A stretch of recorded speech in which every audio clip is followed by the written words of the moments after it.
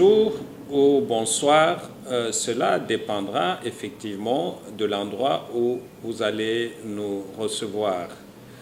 Nous, c'est JC Katende TV, qui est une chaîne YouTube qui diffuse les informations concernant la République démocratique du Congo. Je voudrais vous saluer et vous remercier, vous qui aimez suivre nos émissions, et vous encourager à vous abonner sur notre chaîne pour que les informations que nous diffusons soient partagées le plus possible entre vous, entre vos amis et aussi entre les membres de vos familles. Notre émission de ce jour va porter sur les derniers événements survenus en République démocratique du Congo, principalement les marches qui ont été organisées ces derniers jours contre M. Ronsard Malonda, mais aussi contre les 3 propositions de loi qui ont été faites par les députés nationaux Aubin Minakou et M. Sakata. Mais nous allons nous focaliser davantage sur la dernière marche qui a eu lieu hier et voir quelles sont les leçons que nous pouvons en tirer et surtout savoir qu'est-ce que nous allons faire après toutes ces marches. La semaine dernière, d'autres mouvements autour de l'UDPS avaient organisé des marches pacifiques. La fois dernière, c'est-à-dire hier, c'est le regroupement de l'opposition, la MUCA, avec d'autres partis politiques de l'opposition et organisations de la société civile et mouvements citoyens qui ont aussi organisé la marche. Nous prenons la marche qui a eu lieu hier. La première chose dont nous devons nous féliciter, c'est le fait que la MUCA et d'autres partis politiques et organisations de la société civile ont mobilisé plusieurs Quinoises autour de 2 questions principales que nous avons identifiées contre M. Ronsard, sa désignation, donc contre la désignation de M. Ronsard, mais aussi contre les 3 propositions de loi, ce qui est une bonne chose. Et en même temps aussi, nous avons vu qu'à travers d'autres villes de la République démocratique du Congo, il y a eu aussi des Congolais qui ont marché. Cela nous permet de dire à vous, nos téléspectateurs, que la démocratie ne peut fonctionner que quand nous avons les partis au pouvoir qui sont très forts, mais en même temps aussi les partis de l'opposition qui ont une opinion et qui ont une assise au sein de la population. C'est ce que nous avons vu hier. Et je voudrais ici répondre à une question qui m'a été posée hier, celle de savoir est-ce que la MUCA a repris sa force qu'il avait après les élections de 2018 ou c'est tout simplement une mobilisation de circonstances. Cette analyse, elle est très importante parce que les enjeux aujourd'hui tournent autour des élections de 2023. Je dois pouvoir vous rappeler que la manifestation d'hier avait mobilisé plusieurs milliers de Congolais et je le dis, c'est déjà une bonne chose. Mais est-ce que les Congolais qui s'étaient mobilisés hier, est-ce que c'est parce qu'ils sont proches de la MUCA ou c'est tout simplement parce qu'ils ont voulu marcher? Mon analyse à moi, c'est que ce n'est pas seulement le nom de la MUCA qui a mobilisé les gens, mais c'est principalement les questions qui ont été mises sur la table pour l'organisation de cette marche. C'est en fait ces questions qui, aujourd'hui, créent la mobilisation de Congolais. La question de l'entérinement de M. Ronsard Malonda comme président de la CENI mobilise la grande partie de la population congolaise. Et donc, chaque fois qu'il y a des appels à manifester autour de cette question, les Congolais, qui soient politiques, qui soient partisans des partis politiques, qui soient de la société civile, ou qui n'aient aucune appartenance dans la vie politique ou sociale au Congo, sont mobilisés pour que M. Ronsard Malonda ne devienne pas président de la CENI, parce que les gens veulent qu'en 2023, les élections soient vraiment des élections libres, démocratiques et indépendantes. Une autre question qui mobilise aussi les Congolais, c'est celle qui concerne les 3 propositions de loi. Quelle que soit l'obédience des Congolais, on trouve quand même que c'est une question qui nécessite de l'intérêt et beaucoup ne voudraient pas que maintenant que la justice de notre pays commence à reprendre son indépendance, qu'il y ait des lois qui minent cette indépendance ou qui bloquent cette indépendance. Donc, principalement, nous pouvons dire que les nombreux Congolais qui ont participé aux marches qui ont été organisées à Kinshasa comme ailleurs, ne sont pas allés tout simplement parce que c'est la Mouka qui les a appelés. Ils sont allés parce que ce sont des questions communes, des questions qui réunissent tout le monde. Et donc, il est important que les responsables de la Mouka ne se contentent pas de cette mobilisation, mais qu'ils puissent travailler davantage pour avoir un ancrage, pour avoir une base sociopolitique profonde en République démocratique du Congo. Mon analyse est objective dans la mesure où vous allez vous rappeler que depuis l'année passée, la Mouka n'a organisé aucune activité de terrain jusqu'à la marche d'hier.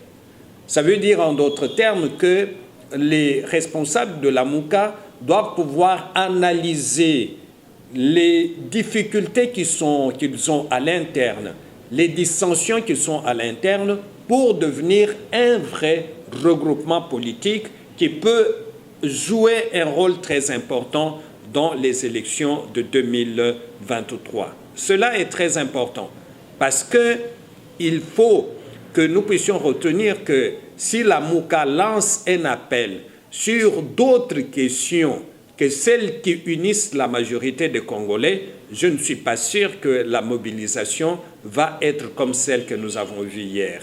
J'ai entendu quelques partisans de la Mouka dire « si nous avons réussi à faire cette manifestation, c'est que la prochaine manifestation va aller dans le sens de demander la démission du président de la République. » J'aimerais bien voir cette marche, si elle va mobiliser autant de Congolais que celle d'hier. Si la Mouka, comme nous l'avons entendu hier, organise une marche contre le président de la République pour la démission, exiger la démission de Félix Tshisekedi, je doute fort que beaucoup de Congolais puissent y aller. Donc, il est important que les responsables de la Mouka, parce que nous avons besoin dans notre pays, si nous voulons jouer véritablement les jeux démocratiques, nous avons besoin d'une opposition très forte.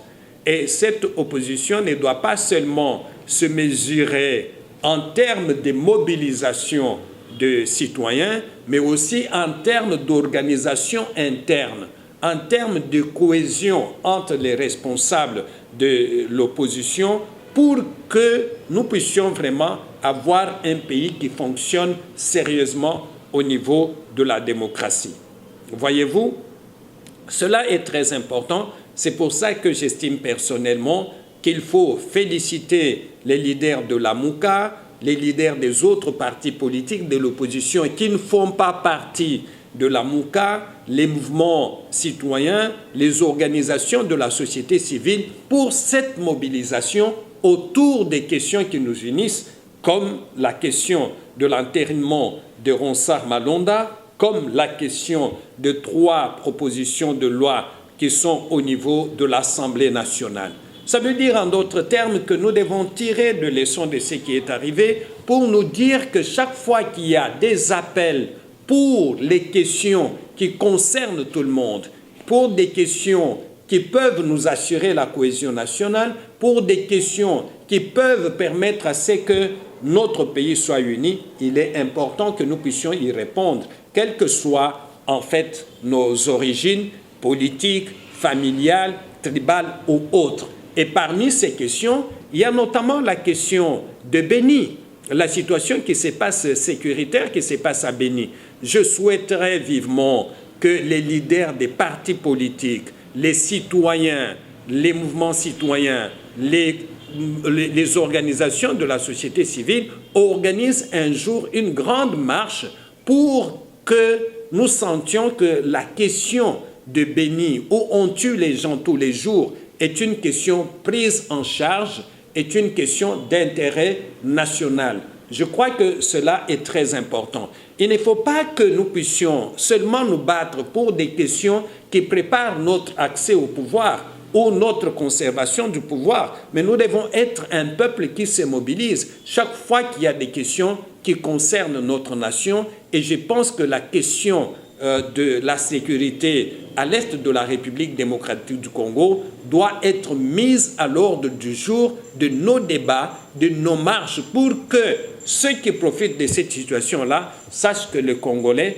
ne sont pas pour, les Congolais ne sont pas d'accord. Et je pense qu'il est important aussi que nous puissions mentionner dans nos combats pour l'Est de la République démocratique du Congo le fait qu'il y a des pays voisins comme le Rwanda, comme l'Ouganda, qui font toujours de telle sorte que l'insécurité perdure à l'Est de la République démocratique du Congo. Il est important que ceux qui sont au gouvernement en parlent, que ceux qui sont dans l'opposition en parlent et ceux qui sont dans le mouvement citoyen et les organisations de la société civile en parlent. Cela est très important. Un autre point sur lequel il faut vraiment se féliciter de la marche d'hier, c'est le fait que la police a fourni énormément d'efforts pour ne pas blesser les Congolais, pour ne pas tuer les gens. Cela démontre que souvent quand on tue les gens, c'est soit parce que la police voudrait le faire, souvent quand on blesse les gens, c'est parce que la police voudrait le faire. Et quand il y a une volonté de protéger les Congolais, d'assurer l'encadrement de manifestations pacifiques, nous voyons qu'il y a de bons résultats. Et nous voyons aussi que si la police se comporte de manière responsable, ceux qui marchent vont aussi se comporter de manière responsable. Il n'y a pas les uns qui provoquent les autres, parce que ce sont ces genres de provocations qui conduisent à la mort. Et il faut se féliciter aussi du fait que M. Moïse Katumbi Chapwe, étant au courant de certains complots qui se seraient formés contre la marche dans l'ancienne province du Katanga, se soit rétracté. Je pense que ça, c'est aussi responsable et il faut féliciter son souci de faire en sorte que les Congolais ne soient pas tués par des personnes qui sont très mal intentionnées, par des personnes qui voudraient qu'il y ait de divisions au milieu des Congolais, qu'il y ait des morts. Nous devons en fait tous, quelles que soient nos visées politiques, quelles que soient nos ambitions politiques, travailler d'abord pour que les Congolais ne meurent pas, travailler d'abord pour que notre démocratie devienne une démocratie profitable aux citoyens, devienne une démocratie qui peut être vantée comme modèle, non seulement en Afrique centrale où il y a trop de problèmes de gouvernance, mais aussi à travers l'Afrique, parce que la République démocratique du Congo, c'est quand même un pays où il y a beaucoup de gens qui adhèrent aux vertus, aux valeurs démocratiques, et je pense que nous pouvons donner de bonnes leçons là-dessus. Et nous espérons que les prochaines marches qui vont avoir lieu vont bénéficier de la même compréhension, du même encadrement, mais de la part de ceux qui vont marcher, comme aussi de la part des autorités, comme de la part de la police. Il n'y a personne qui gagne qui perd quand une manifestation est bien organisée, parce que c'est dans l'intérêt de notre démocratie, c'est dans l'intérêt de notre pays. Donc, je pense qu'il est important de pouvoir comprendre les choses de cette façon-là. Mais la question importante que nous devons nous poser, c'est celle de savoir, il y a eu marche, et après? Qu'est-ce qui arrive après? Hier, les gens ont marché, aujourd'hui, il n'y a plus personne dans la rue. Qu'est-ce qui arrive après? Et je pense que c'est là que toutes les forces qui travaillent pour que M. Malonda ne devienne pas président de la CENI doivent pouvoir travailler. Et nous avons quelques pistes. La première piste, après les manifestations pacifiques que nous avons eues, la première piste, c'est la piste judiciaire. La piste judiciaire.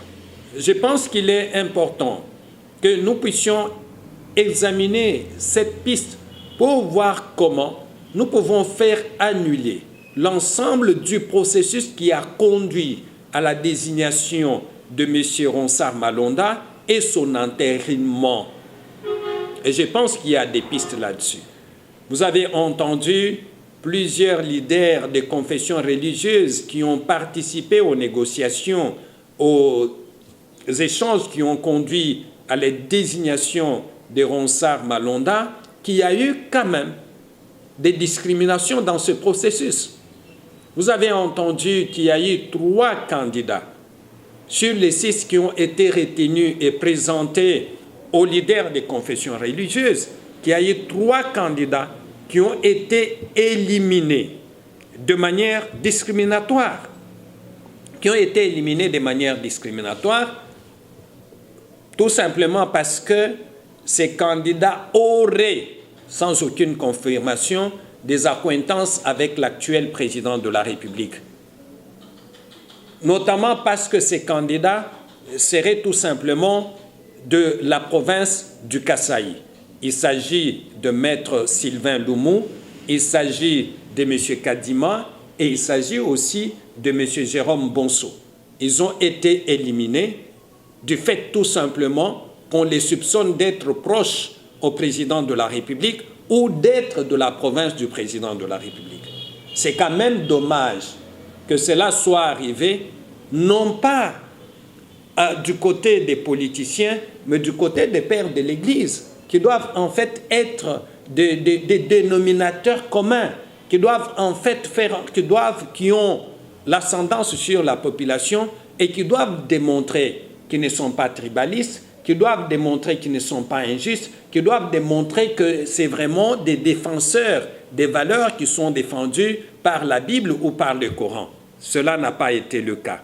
Et les personnes qui ont été écartées dans ce contexte-là ont le droit de se plaindre en justice. Ont le droit de se plaindre en justice. Pourquoi? Pour 2 raisons. La première raison, nous la trouvons dans l'article 12 de notre Constitution. Et la Constitution de la République démocratique du Congo, en son article 12, dit que tous les Congolais sont égaux devant la loi et ont droit à une égale protection. Je dis bien, tous les Congolais sont égaux devant la loi et ils ont droit à une égale protection. Nous voyons tout simplement que dans l'affaire qui concerne la désignation de Ronsard Malonda, les 3 candidats, M. Sylvain Loumou, M. Kadima et M. Jérôme Bonso, n'ont pas bénéficié de la protection. Ils n'ont pas été protégés par les pères de l'Église. Ils n'ont pas été protégés par les confessions religieuses. Ils ont tout simplement été écartés, ne profitant pas ainsi de la protection dont la Constitution parle. La deuxième raison est tirée de l'article 13 de la même Constitution, qui dit qu'aucun Congolais ne peut, en matière d'éducation ou d'accès aux fonctions publiques, ni en aucune autre matière, faire l'objet d'une mesure discriminatoire, qu'elle résulte de la loi ou d'un acte réglementaire en raison de son origine familiale ou de son appartenance à une tribu. Et dans les cas d'espèce, les 3 Congolais qui ont été écartés l'ont été tout simplement à cause de leur appartenance tribale. C'est une discrimination. Et nous pensons que le Conseil d'État est en droit de casser cette désignation de M. Ronsard Malonda parce que c'est une désignation, c'est un processus qui n'a pas été égal, c'est un processus qui a systématiquement violé la Constitution de la République démocratique du Congo. Et pour ce faire, je pense que les 3 Congolais qui ont été victimes de ce processus, ils peuvent saisir le Conseil d'État. Et pour cela, ils auront besoin de la résolution de l'Assemblée nationale qui entérine la désignation de M. Ronsard Malonda. Et je pense que dans le cadre de favoriser l'exercice, la protection des droits par ses citoyens, l'Assemblée nationale doit faire diligence pour que sa résolution soit à la disposition des intéressés. Deuxièmement, il faut qu'on ait le procès verbal des désignations de M. Ronsard Malonda par les confessions religieuses. Ce procès verbal doit être aussi mis à la disposition de 3 personnes qui ont été victimes de la discrimination. En ce moment-là, nous pouvons nous dire que nous avons tous le souci de justice, nous avons tous le souci de permettre à ceux qui ont été victimes de pouvoir recourir à la justice pour, n'est-ce pas, se faire protéger. Ce qui veut dire en d'autres termes que, en dehors de marches qui sont organisées, si la justice est saisie et si la justice est respectueuse de notre Constitution, cette désignation de M. Ronsard Malonda va être tout simplement cassée par la justice. En ce moment-là, le président de la République ne pourra plus le nommer comme étant président de la CENI. C'est une voie sur laquelle je suis en discussion avec les victimes pour que nous puissions voir comment le faire. Et je dis encore que si les victimes elles-mêmes ne les font pas, les organisations de droits de l'homme, dont la ZADO, parce que nous avons pour mandat, en fait, d'assurer la promotion et la protection des droits de l'homme en République démocratique du Congo. Si les victimes ne souscrivent pas à cette démarche, nous allons le faire dans l'intérêt de toute la nation parce que nous estimons en tant qu'organisation de droits de l'homme que quelque part nous sommes préjudiciés parce que la Constitution n'est pas respectée et tous les Congolais ont le devoir de faire respecter la Constitution et c'est là que nous allons tirer notre intérêt. Mais nous estimons que vous qui nous suivez, vous êtes proches par exemple de M. Sylvain Loumou, vous êtes proche de M. Kadima, vous êtes proche de M. Jérôme Bonso, c'est vraiment une bonne chose de les encourager à pouvoir recourir à cette voie judiciaire où il n'y aura pas de pertes en vie humaine, où il n'y aura pas de personnes blessées, parce que quelquefois, compte tenu des intérêts politiques en jeu, les manifestations pacifiques nous exposent. Les manifestations pacifiques exposent les Congolais. Donc voilà une autre piste à laquelle nous devons recourir en dehors des manifestations qui ont eu lieu. La deuxième piste que j'estime aussi intéressante, c'est que le président de la République, il sera la dernière personne à intervenir dans ce processus en investissant par une ordonnance M. Ronsard Malonda. Je suis convaincu personnellement que le président de la République, qui a toujours été sensible, nous l'avons entendu en ce qui concerne les 3 propositions de loi qui ont été faites au niveau de l'Assemblée nationale, il a donné son point de vue et qu'il ne va pas accepter de pouvoir signer les lois qui ont amené ou qui amènent le peuple congolais à la division et qui sapent ainsi l'indépendance de notre justice.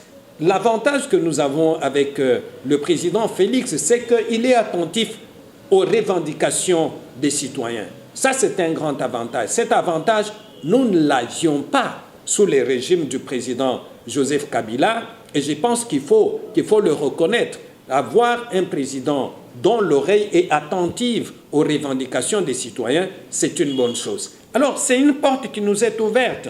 Il est important que non seulement nous organisions les marches auxquelles il est attentif, mais que nous puissions aussi voir dans quelle mesure le rencontrer et discuter avec lui. J'étais en train de dire que j'invitais les politiciens congolais à, non seulement les politiciens, mais aussi les organisations de la société civile, mais aussi les mouvements citoyens, en fait, tous ceux qui sont contre l'enterrement de M. Ronsard Malonda, de pouvoir prendre langue avec le président de la République, de le rencontrer pour discuter avec lui de la question. Je pense que ça c'est très important. Il est toujours important, quelles que soient nos différences, quelles que soient les questions qui nous divisent, quand il y a des questions d'intérêt national qui se posent, que les leaders sociaux, que les leaders politiques puissent rencontrer le président de la République et discuter avec lui. J'espère vivement que les leaders de la MOUCA vont pouvoir initier cette démarche, que le président de la République sera ouvert à les rencontrer pour discuter avec eux, qu'il sera ouvert à rencontrer les mouvements citoyens, à rencontrer les organisations de la société civile pour discuter avec lui de la question. Je pense que c'est par ce genre de contacts, de discussions, qu'on consolide la démocratie et qu'on démontre à la face du monde que la République démocratique du Congo n'est pas seulement un pays où on se divise, un pays où on s'attaque verbalement, mais c'est aussi un pays, quand il y a l'intérêt national en jeu, où les gens rencontrent le président de la République à leur initiative, où le président de la République peut rencontrer les autres couches de la société à son initiative pour discuter ensemble de ces questions. Voilà, mes chers frères, mes chères sœurs, vous qui suivez nos émissions, ce que je voulais partager avec vous, ce que je voulais partager avec vous dans le cadre de ce qui se passe dans notre pays. Et je crois que cette émission va aider énormément les uns et les autres et nous-mêmes à pouvoir nous forger une voie excellente pour la consolidation de la démocratie dans notre pays. Je voudrais donc vous remercier de m'avoir suivi et vous prier de vous abonner davantage à notre chaîne et je pense que vous ne serez pas déçus. À la prochaine occasion, nous vous donnons rendez-vous dans les jours qui viennent pour commenter avec vous et avec votre participation à l'actualité qui se passe en République démocratique du Congo. Merci.